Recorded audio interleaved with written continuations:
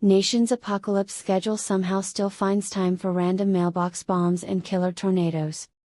As the US-Israel-Iran conflict enters its second blood-soaked week, with oil prices hitting levels that make a gallon of gas cost more than a small goat and President Trump demanding Iran's unconditional surrender like he's closing a timeshare deal, sources confirm the world is definitely ending. But don't worry, America, there's still room in the calendar for completely unrelated domestic nonsense. In what experts are calling peak 2026 energy, improvised explosive devices were discovered and or ignited near New York City Mayor Zohran Mamdani's residence during clashing protests outside Gracie Mansion. Witnesses described the scene as two groups yelling at each other until someone decided to upgrade from chants to chemistry project. Police confirmed at least one was a legitimate ID capable of serious injury or death, because apparently the protesters felt the mayor wasn't getting enough Ramadan vibes.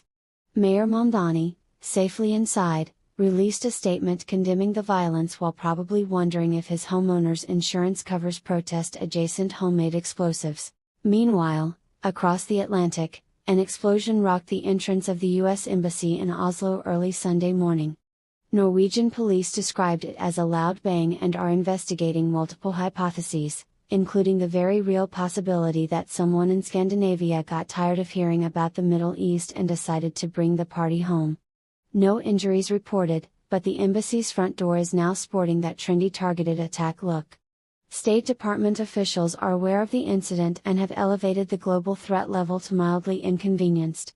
And because God has a sense of humor darker than the blackout sections of the grid, severe weather tore through the Midwest and plains, killing at least 8 people with tornadoes, monster hail, and general atmospheric rage. An EF3 twister in Michigan reportedly clocked winds at 150 miles per hour, turning mobile homes into confetti while the rest of the country was busy refreshing gas price apps in horror.